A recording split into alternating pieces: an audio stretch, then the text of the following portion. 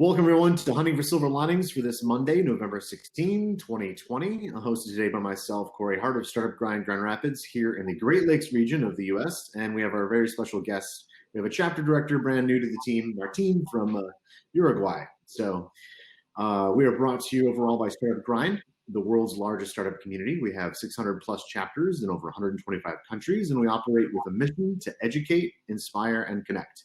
We are driven by three values, and those are make friends, not contacts, help others before you help yourselves, and give before you take. Now, we do this because the pandemic has been and will continue to be the great global leveler, at the same time revealing enormous challenges like gender, racial, and class equity, and also encouraging a groundswell of collaboration across the planet that we've never seen before that gives those with great ideas access to incredible resources never before available to them. As entrepreneurs, we need to do our very best for our businesses, teams, and families, and we need to be informed, rational, analytical, and rigorous in our thinking. We should also learn to control our biases as they emerge in various circumstances. And no one has a crystal ball, but if we keep our eyes and ears open, pay attention, we may be able to see around the bend and, with some luck, spot the silver linings that are around every cloud. Now, you can catch these events on the recordings at startupgrind.com/grand-rapids, or the Startup Grind YouTube channel. Just hunt for Hunting for Silver Linings. And now, with that, it's my pleasure to introduce everyone to Martin. How you doing, man? Hello, thank you for having me. We're doing great here in the south, in Uruguay, Punta Del Este in Uruguay. Very good. So, really excited to have the opportunity to get to know you, particularly because you have a really great startup grind journey of your own. So maybe you could tell us just a little bit about what you do as far as your startup that you're involved with, a bit of your background and how you found Startup Grind. Okay. Well, I've been living in San Francisco my last 5 years. My wife chose to study an MBA, and I was glad to join her to San Francisco. Who wouldn't do that? In the beginning, it was kind of my sabbatical years. I didn't have a work permit. So I said, okay, let's learn to paraglide and let's practice kite surfing. It was a perfect place to do that. But I think in us that we're entrepreneurs, not because I think we don't choose that. Like it is with us. And I think I started searching for problems, I think, good problems to solve. And one was, I realized we didn't have a way to remember our past trips. And then I slowly started to build something called Lifetripper, and this is still a journey. It's not ready yet, but we're doing good progress. In the meantime, of course, San Francisco is an amazing place to go to learn about, to live entrepreneurship. And Startup Grind is one of the most respected, and I think for me is one of the best entrepreneurship events that we have I think worldwide. So I had the chance to go to a couple of them in the beginning. I met Derek once at Draper University, and I remember it was like 4 years ago, and I said, okay, when I'm back to Uruguay, I'd like to start a chapter in Uruguay. We did, and so this year with the pandemic, we came back to Uruguay, not definitely, but we're spending here many months, almost a year. And I said, the time and the place. So here we are. I'm a new chapter director in Punta Del Este, Uruguay. Now, you also have a significant amount of experience locally there before you moved to San Francisco. So you are the perfect person to start a chapter there locally. Thank you. Yes. Well, I've been involved in entrepreneurship in many ways. For example, I was involved with Endeavor Global in Uruguay. I was a mentor, and they invited me to give talks to the entrepreneurs. I've been teaching entrepreneurship for many years, and I've been an entrepreneur for many years. I have some companies that are still working, and they're doing good. I had a lot of failed companies, but I think you all learn. This is one of the points I like the most about about being in San Francisco. Like, they literally think as failure as a learning experience. And this is not very common, I think, worldwide, even outside San Francisco. But in San Francisco, if you fail and you learn about it, it's a good thing. They won't put you down because you had a failed startup or whatever. So I think this is an amazing thing to learn, and this is one of the things I want to bring here. Sure. Like, is good. Like, if you do it, if you learn something in the process. Now that brings us. That's a good point to bring up, because I do want to learn about your local ecosystem down there. And when we talk about failure, it brings up, what is the mindset of the entrepreneur? Is it pretty popular to be an entrepreneur? Are there barriers to like familial barriers? Some parts of the world, family and friends are like, why would you do something like that? Just go get a regular job, So can you tell us a little bit about the mindset about your region there? I think we have improved a lot in the last 10 to 15 years. I remember perfectly, I was quite young when Endeavor came to Uruguay for the first time. And I think I learned the word entrepreneur with them. So I give them a lot of like, they really help to build the entrepreneurship ecosystem here. Uruguay has been known for software development for a long time. And of course, like, software development and entrepreneurship goes hand in hand. The last 10 years, I think the government also helped to build the ecosystem. We have this is something that we don't have in San Francisco. Like, the government does not help. They don't need the help. Right. But in all Latin America, I think it's very, very important, the role of the government to start to build the ecosystem. And I think they did a great job doing that. So today, like, it's normal to hear, okay, I'm an entrepreneurship. I'm building something. I want to go to sell to the world. Like, 10 years ago, that was not as common. I think today it is common. We have a lot to grow. We have a lot of things to do. We don't have a venture capital build system here, so it's really, really difficult to raise money when you're building. I think one of the problems is like the scale, the worldwide scale is so big, and sometimes we don't imagine that. It's quite difficult to us. We are a 3.5 million people country. And we're smaller than the peninsula and the Bay Area. It's like, and so its scale is huge, and it's hard to imagine how big the world is, and of course the income and the costs too. Like, it's not cheap to build a worldwide company. Right. But very good examples. Like, you've touched on a lot of points that we like to talk about, but you have some personal experience in the ecosystem. You mentioned that government has a large hand in kickstarting that entrepreneurial flywheel, and we see that in emerging markets and also very healthy markets too. Like, even here in the Great Lakes region of the U.S., the state of Michigan has to do what the Bay Area doesn't have to do. So. So that's a good point. But as you have some experience in the university system, is there a really strong partnership between the government and the university system, so that if I am an entrepreneur and I have an idea and the idea is good, I can have the benefit of the university support to help me get access to other resources? Yes, absolutely. We have something called ANI, is our, like, government agency for innovation and for innovation, and they help small seed accelerators or incubators. So if you have an idea, you're in for example, I used to work at Hart University, and they have one of the best known incubators in the ecosystem here. It's called CIE. And so you can start very, very small. They give you just a little money to test your idea. And then if this goes well, you can apply for a bigger, and you don't have to return. It's not a loan. Mm-hmm. So they basically fund your company for free if you do your homework and if you behave well, and if you have some traction. And traction can be oh man, 200 people said that they pre-order my product. This is I'm building one of the projects I'm building. We have that experience. So I think it's quite nice because it's a very good partnership between the government and private companies or organizations or NGOs.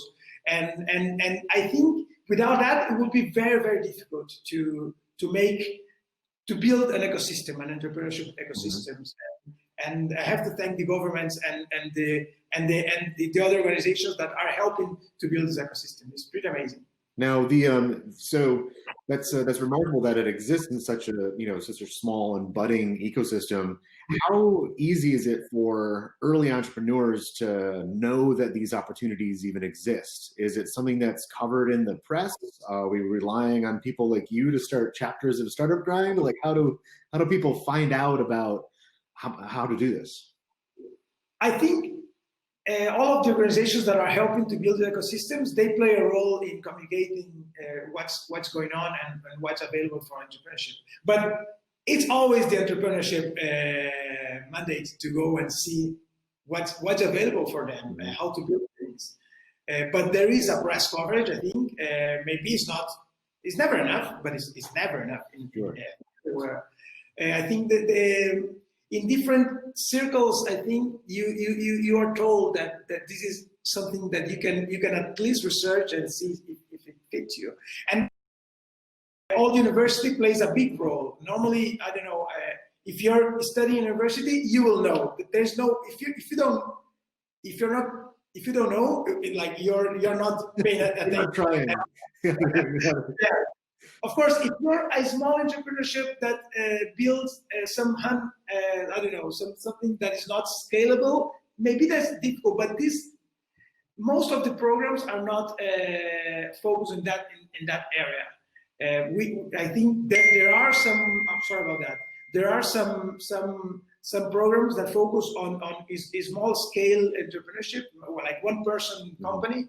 But I think most are for companies that could scale, at least in the Uruguayan as a country or Latam, and why not worldwide? We have some very good examples. Right, and I think one of the big opportunities that entrepreneurs might not think of when they are in a smaller ecosystem is that you don't have to solve global problems. Like if you're in the Bay Area, people are like, well, what's your monthly recurring revenue? And if it's not astronomical, then we're not interested.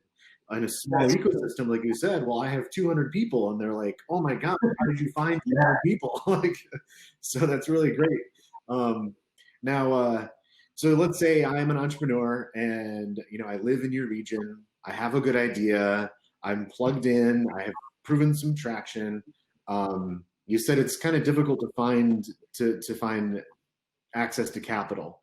I think what we do see is a lot of opportunities within regions to share ideas. So is that pretty popular for people to skip borders and say, yeah, I'm going to take my startup from here to here in Uruguay, but then I'm going to move to a bigger capital? We don't have a choice. Yeah, I'm not kidding. Like we're 3.5 million. Yeah. How many people live in Grand Rapids? In our region, about the same. Yes. And this is a whole country. I understand. So we don't. Of course, I always tell entrepreneurs, you can build something and you can live, and it can be the way of life, and you'll be happy. And you don't have to be a global company if you don't want to. But sometimes, like the fixed costs to build a great company are so high that basically you cannot, it doesn't work if you don't have a bigger scale. So we have some examples. We have one called Pedidos Ya. It's like a dash door of Latin America now, and they have like a great office, 200 people working in a beautiful building. They have at least a Latin American scale, and without Latin American scale, the Uruguay is not enough. And I don't think that's not something bad. Like we have to think of at least the region. And we are between two huge countries, Argentina and Brazil, both difficult countries for different reasons. But we have Chile that is doing amazing. We have Colombia a little north. So South America, it's big enough. But some companies are still thinking global. We have a very, very good example now. It's called The Local.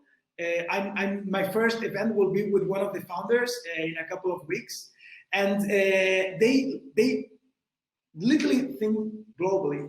And now they are the first Uruguay unicorn. Like the first company that is valued more than $1 billion. So we can do it from here. If we think of only Uruguay, maybe you can be super happy. And I don't tell people, yes, you have to go abroad. No, you don't have to. You can do it here. But some people have a bigger objectives, and then Uruguay is not big enough, and it's like we don't have a choice. We have to go at least to the region.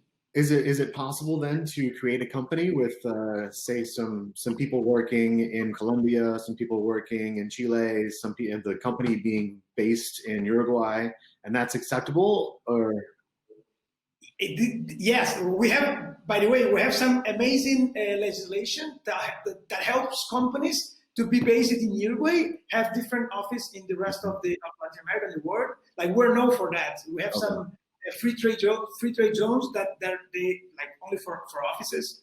So you can be here. Uruguay is a beautiful place to live. Like it's nice. It's pretty safe. Education is high. People are culturally there. We love here. We love it here. We're far away. Like from San Francisco, I'm 2 or 3 planes and 16 to 20 hours. We're far away. But you can build a company here, based in Uruguay, and work for the rest of Latin America or even the rest of Uruguay. And some multinationals have their part of their offices here because of that. Sure. Like tax-wise, we're not a tax heaven, but tax-wise, it's very, very is good for entrepreneurs to be here. So I I'm thinking of when startups wants to go to Latin America, Uruguay is a good first step. So that brings up a good question. Is a lot of budding ecosystems, especially now when it's becoming more popular for governments to say, hey, come start your startup here because it's a great place to launch. Do you have programs for entrepreneurs, like say from the Bay Area that they're offering incentives to start your company in Uruguay?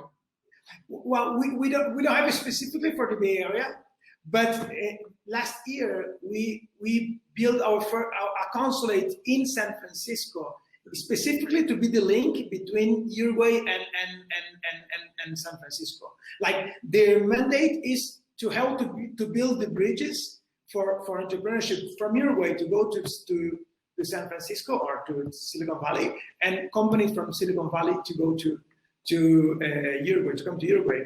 By the way, I was a volunteer in one of those organizations called Uruguay 21. Is our trade, like the government trade organization, and to help export and investment.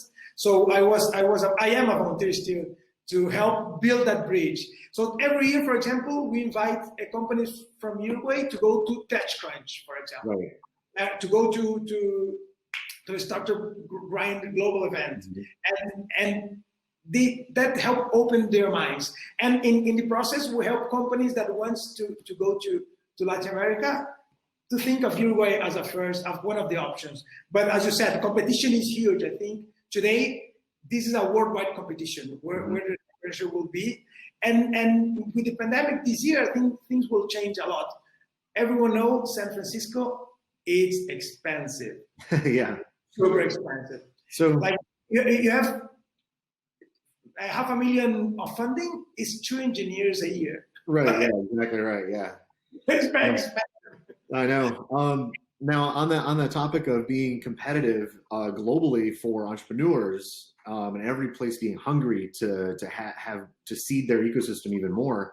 What is it like for an entrepreneur coming from outside the region? Say they take the invitation. They're like, this sounds great. Beautiful country. Martin is my guy. He's going to show me around. I'm property rights. As far as I'm starting a company, I'm getting my funding. Is it safe for investors to bring their money down there? Absolutely. We have one of the best index in the world to do that. For example, democracy index high, everything, all the human the human indexes we're doing very, very good, and not only in the region but worldwide. Our laws are, you can trust our laws, and this in Latin America sometimes doesn't happen very, very often. If you want to take your money in or out, we're cool with that. We don't have a problem with money transfer between your HQ and Uruguay. It's safe. We have very good education. We have very, very good tax exempts for companies that wants to invest here. So, and if you trade, you basically can trade tax free. Like I'm not kidding. It's quite good. And we have Punta del Este, that is an amazing beach town. I'm kidding. I love this place. It's fun to live, and it's safe to live. And when I tell my friends, oh, my wife, she commutes for 45 minutes. What? Like, we complain when we commute for 15 minutes here. Like, right. It's oh man, I don't know what you're doing. Why 15 minutes in a car? So that small things are. Sometimes you don't take that you don't consider that, but they're everyday important. So I say I'm an entrepreneur. I'm an entrepreneur and an investor, and I'm coming down to the region. I have some options on things I might want to start. What are the biggest sectors, the most popular sectors for entrepreneurs or startups in your area? In IT, everything that is software development, we have a great industry here. Like, if we compare how much we export in software per capita, per person, we're top of the world. Like we're very, very high in that. Like, we export a lot of software comparing to companies that are here. Second, I think if you wanna,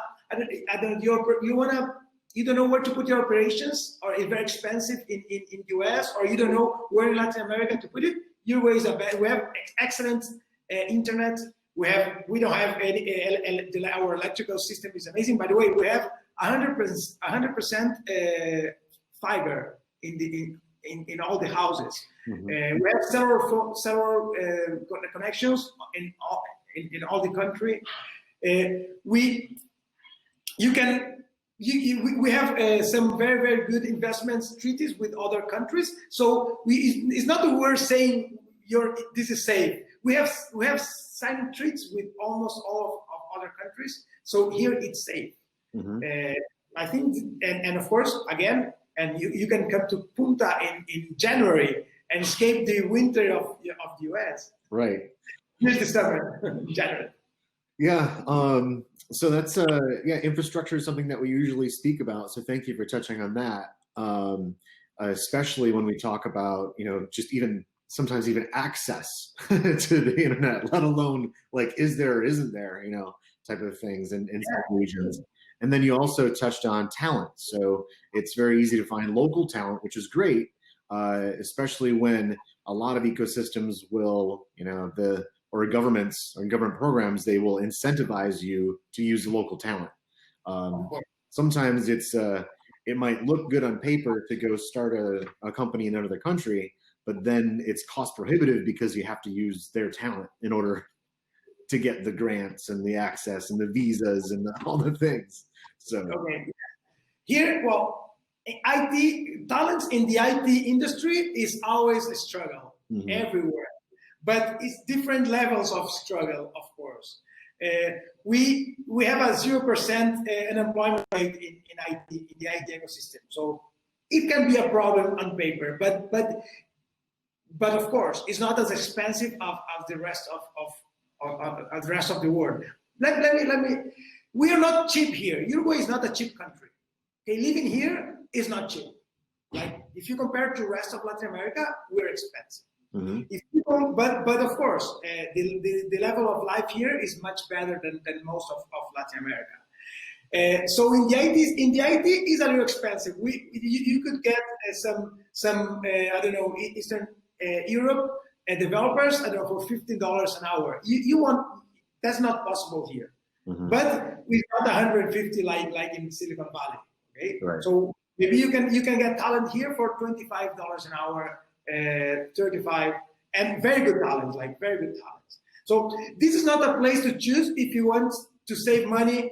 This is a good place if you want to have build a very good company with very good laws.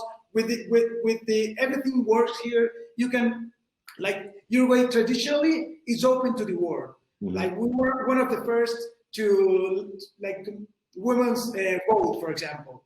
Uruguay was one of the first. I don't know. We have a history of doing very, very good things, and it doesn't seem to change in the future. So we have changed governments, like from the one side to the other, and we're still here, and we're still working, and we're still thinking, and looking abroad because we know our future is abroad. It's like you're doing my job for me here. One of the things that we talk about a lot is and it's important now with the pandemic having just brought so many social issues to light. Want to hear about what does the gender equity look like for women in tech in your region? We would love to have more women in tech, and we have some. I remember when I was I was the director of the university. We had programs to invite girls from schools to show them that this is a path that they could choose. Our problem is that we don't have enough, and this is a very complex problem to solve because I think it starts when you're young and your role models are not in the tech industry. So it's really difficult to solve. It's not. I don't think it's a problem that companies will pay less for a woman. Not in the IT. If you're a good developer, you will earn as you deserve. But we don't have enough women coming into the industry, and this is a problem we're slowly trying to solve. But it's not been easy. It's not been easy. Now, what about women in entrepreneurship in general, not just in IT? Well, it's the same. It's a fraction of into this industry. So we have also a fraction, but we have some very, very good examples. And we have some very good programs to help women get into the entrepreneurship life. I think, again, is the lack of role models. We don't have this, okay, I want to be like her when I'm older. And it's been difficult to get. We have some good examples, by the way, but I don't think it's enough. We're not doing enough, I think. Is there? But we're trying. Like, it's not something that we're not trying to work on. We haven't solved it yet, but we're working hard to solve this problem. Well, it's a long journey, and small wins everywhere around the planet. But it sounds like it's at least it's a topic that leadership in organizations are aware of. I mean, do we find like women representation on boards? Are the C-suite filled with? Is that? I'm sorry. The mobility, is there at least mobility for the women that are in the industry? Well, of course, maybe I'm a man. I'm not the one to be asked to, and my view might be blind by because I'm a man. So maybe I'm wrong about this, and maybe this is a good option. I must ask harder to people in the industry, but I don't think that there is a crystal glass that they can't pass. I don't think that, but I'll do my homework now, and something I get back later, because sometimes you don't ask yourself, well, is this a problem? I don't think it's a problem, but I'm not the one who has been blocked by the crystal glass. Sure, so yeah. I think we should ask the women, them, what, and see the numbers too.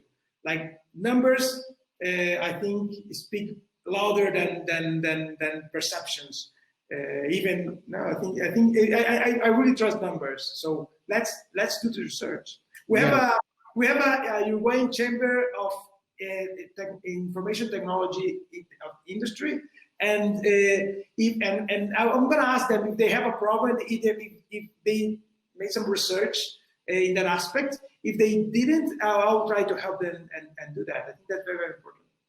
So I know that Startup Grind has put a lot of focus behind highlighting people of color, people of different class, people different gender in the talks, and dedicating a whole month to those stories. And I know in my region, so as far as the numbers, because you say, the numbers don't lie, right? We have a magazine here, Forbes, and you might be familiar with the magazine Forbes. It, on one hand, said that our region, the one I'm in, is one of the best areas to start a company. Wow, that's good to hear. But the magazine also found that it is the worst place in the United States to start a company if you're Black. Oh, wow, yeah, that's so good. There's some disparity there, which we have to really work on. Now, for my region, 14% of the region is Black, and then there's another percentage of other people of color populations. And for Startup Grind, my chapter, I've said, okay, well, I need to make sure that half of my events are featuring people of color, half my events or more are going to be featuring women entrepreneurs, and that's not reflective of where I live right now. But it's reflective, or it's at least going to help, Of course. Equity. And that's in your mind. That's your goal. I recently learned something in a book that I'm reading. It said that a discrimination that favors equity is good. Discrimination that favors inequity is bad. So discrimination is not a bad word. It's just how you do it, or for the reason why, right? Yeah. That one little distinction blew my mind. Like last week, I was like, "What? I can be discriminatory? Yes, as long as it's sure." So here, I think our numbers are probably. I don't want to say worse, but our Black community is quite small. For example, we didn't have a big slavery industry when like 200, 300 years ago. So, and of course, we don't have native. Uruguay didn't have even Native Americans. We have a few. I'm not kidding. Like Uruguay was only just a few. We did have it. I don't want I don't want my words to be taken whether we had some, but quite a few. And so today we are mostly an European. Like all our past is mostly Europeans, with some Native Americans and some Blacks. But we don't have it's not a big population here. From not today, right. from forever. That's why usually in different regions around the world, I speak more about like gender equity than anything else, because my problems aren't everybody's problems. So now we've covered your ecosystem quite a bit, and I'm really impressed with the depth of knowledge that you have, especially for like being a new chapter director. Although you're not new to this system, but I do want to hear a little bit more about what you're doing, your startup. You have something that's very interesting, and I'd like to hear you talk. Well, the thing today I said the things I'm obsessed about is called Lifetripper, and Lifetripper is a place where you can remember your trips. Something as simple as that, I couldn't find it on the App Store. Like I remember we used to travel with my wife when we were in San Francisco, and every time we came back, she asked me, "Okay, please send me the pictures And I told her, well, there must be an app that help with that. Like traveling is very important, sharing is very important. Like, so let me find you an app that we can share our trips, not pictures, the trip itself. For example, my wife likes to write notes about the places we went, because normally her friends would ask her, oh, you went to Hawaii. What should we do in Hawaii? So she had notes with that information. There is an app for that, I'm pretty sure, but I couldn't find it. I'm not kidding. I look for it. You could find a photo sharing app, and you can find I don't know, reviews in another platform. But there's nothing that integrates everything that is part of the trips in one single place. So, well, if you're an entrepreneur, you know, oh, there's a problem that has to be solved. And this is how I started. I went to Draper University. I don't know if you are aware. Draper is an amazing entrepreneur, VC from the area, and that opened my mind. And I didn't know, I didn't have a business model, of course. I just had the problem. And I started working with that problem and how to make money. I didn't want to rely on ads. I think one of the problems with the travel industry today, everything is based on ads. And so companies, they are not thinking of you, the traveler. They think of ads. Like Priceline spent $4 billion annually in digital advertisement. $4 billion every year in digital advertisement. That's a lot of money. So I think the incentives are not looking for the traveler, are in elsewhere. So I just started building something like that. So Lifetripper, it helps you remember your trips. So when you travel, all your travel memories, where are they? You have your photos in your phone. Your wife has a lot of photos. So what do? We track everything you do while traveling. And if you share on Facebook or on Instagram, we brought those posts and bring it together. If you have pictures, you can add to the trips.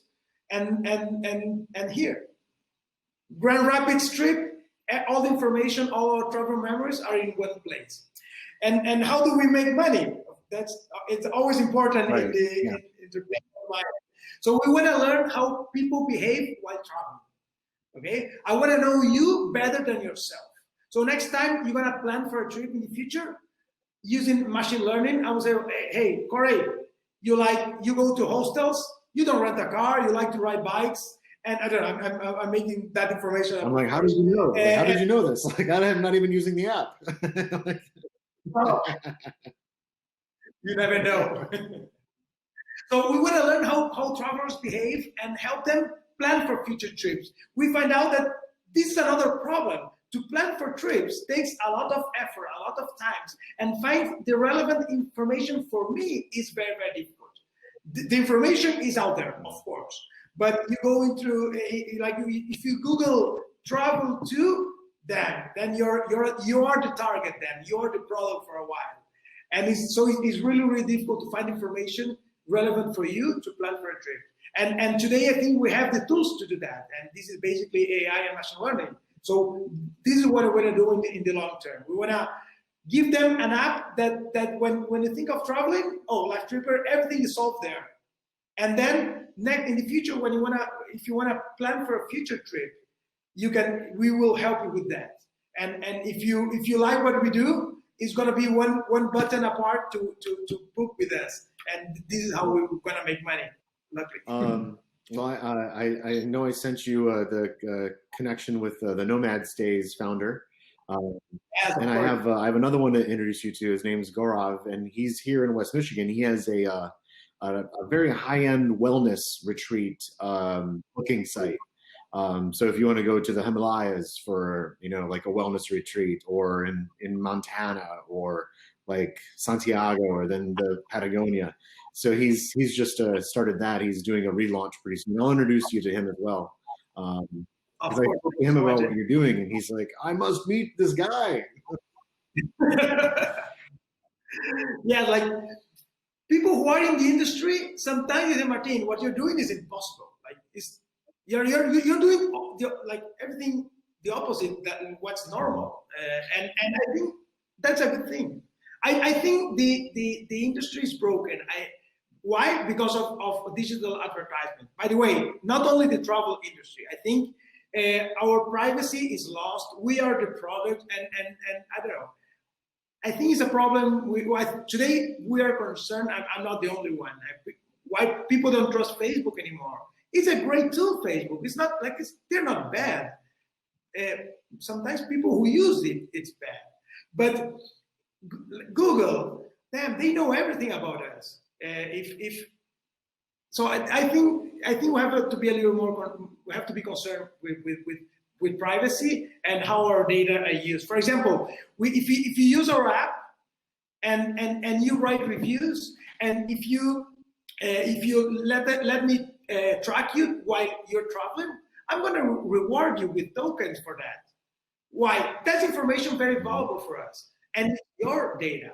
So hey, why not pay for it? In the beginning, it will be like ways, some points. But our dream is that this will be based on a blockchain token. So I expect that it can have real value in the future. I was going to ask if you were doing that through blockchain. Yeah, that's awesome. I was going to ask if you were doing that through blockchain, because that's a really great way to monetize someone's personal behavior, right? And reward it. Yeah, up and down. Absolutely. And this is something you learn with Draper, with Tim Draper. Yeah. Well, now blockchain is becoming more affordable to do in such a large scale like this.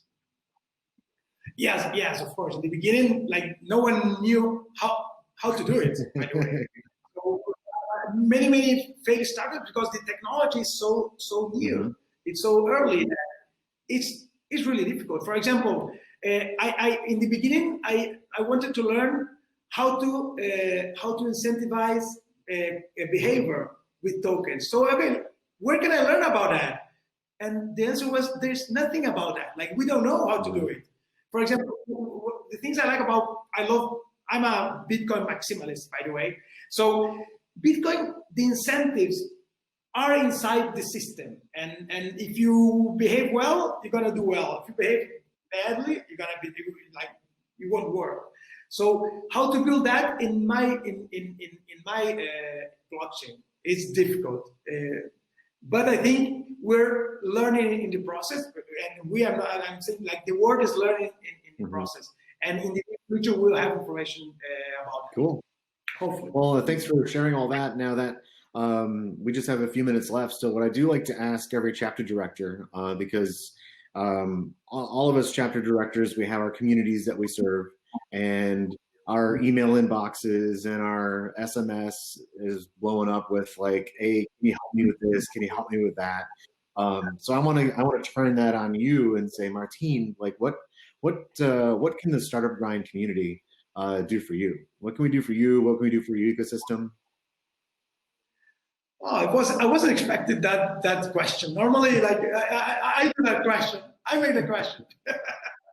But thank you. I think we live in a worldwide, very connected world, but sometimes I don't know a lot of Grand Rapids, for example. So why don't let's do something between Punta and Grand Rapids? Why? Because who knows? Maybe we have something we need something that you have, or maybe the opposite. And with every connection we make, I think the odds to be more successful, I think, are much higher.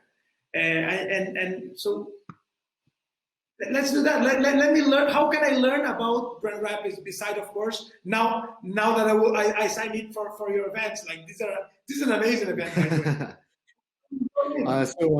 Yeah, we have someone here, Sabrina. She's also with Startup Grind, and there's some talk about doing something a little bit larger scale with the Hunting for Silver Linings. And I know she's been listening in. I don't know if she's actively been listening in, but I didn't know if she has maybe a question for you. Wanted to open the floor to her if she wanted. And that's. You're mute.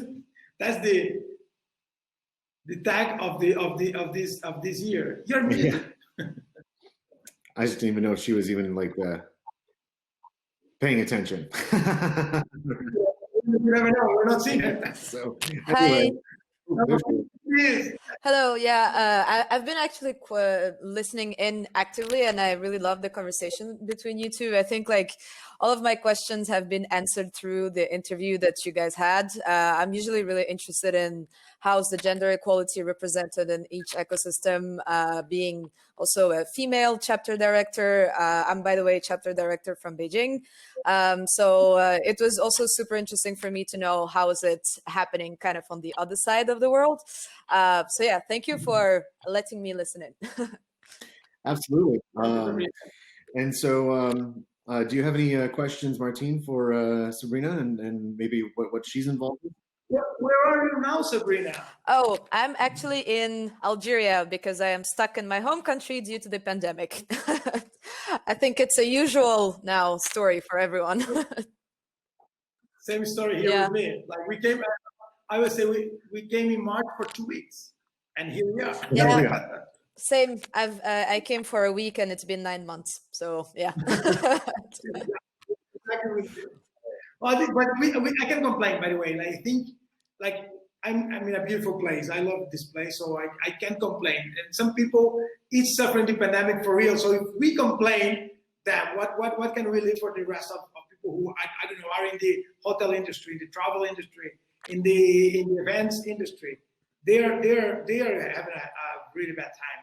So we maybe we can help them. If there is a way to help them, let us know. Now, like Martin, that brings up my last question then. So what is the feeling in your region or just in your immediate network for what the next 6 months, 1 year looks like? We did this show. We've had like maybe 70 episodes so far, tracked from March all the way till now. At the very beginning when we did this, we spoke with the chapter director in Pizza Lucca in Italy. And that was right as they were emerging from the worst of the worst on the planet with coffins and churches and, bad. And one of his guests was like a founder there in his region was in a coma for 4 weeks, and then he emerged from his coma and said, "Oh, good, I still have a company. Like this is great." But he had mentioned that because of that perspective, that they were very optimistic for being able to handle a second wave. The mindset had just really shifted. So I'm wondering what your region is thinking as we look forward the 6 and 12 month horizon. I don't think I have a very good answer for that. I think the answer is a question mark today. I think I mentioned before we started the conversation, I had planned a trip from Alaska to Patagonia in an electric car. There was in June was our starting date. And of course it got postponed. And in the beginning, in March, I said, no worries, we can postpone it for a year. But now I don't know. I don't know, like, what are the odds to doing this trip between all Americas in the second semester of 21. I don't know. I wouldn't bet on that. I think we still don't know what's the future. So, but we have to hold on. We don't have a choice. Mm-hmm. So we have to hold on and expect for the best, but plan for the worst also. Uruguay did very, very well in the beginning of the pandemic. We, like our community, well, we lock us down because we wanted to. Like the government didn't mandate us to, no, you can't get out from your home. Like you shouldn't get out, they told us. And it was amazing how we react. And we have one of the best behaviors of the pandemic, I think, worldwide. Now things are not as good as before. I think we lost a little the fear of the pandemic. And I think that's something that now the government is worried again. And now here the summer is coming, so people during the summer wants to be with other people, and this is not the time. So we don't know what we're gonna do. In the opposite, our borders are closed basically for tourism. If you have to work, you can come here, but if you wanna just leisure, is not possible. But we can't travel abroad either. So I think there will be a lot of internal tourism in Uruguay. And this will be something, I think, nice to see. It won't be the same with one of the most important industries in Uruguay is tourism. We have people from all over the world who comes to this region between December and March. But this year it won't be possible. But I think we're going to do it among us. I think we're going to travel internally, and this will be a good experiment to see how it comes out. Yeah. Well, great. Thank you very much for that. We're at the end of the hour here, so I do want to reiterate how thankful I am for the generosity of your time. And I'm more than happy to thank you, Corey. Please, it was a pleasure to be here. And Sabrina, great to meet you. And looking forward to learning more about working with you as we move forward with this, huh? Yes, definitely. Thank you to both of you. It was really interesting. Okay. Well, then I'll let you guys have the rest of your day back. Martin, ciao. Thank you so much. Thank you. If there's anything we can do from Uruguay, anyone wants to come here, wants to learn about Uruguay, just ping me a message, and I will be glad to help you. Well, when the borders open, I'll come down and we'll share a meal together. Oh, yeah. Let's do that. All right. Thank you. Bye. Okay. Bye. Bye-bye.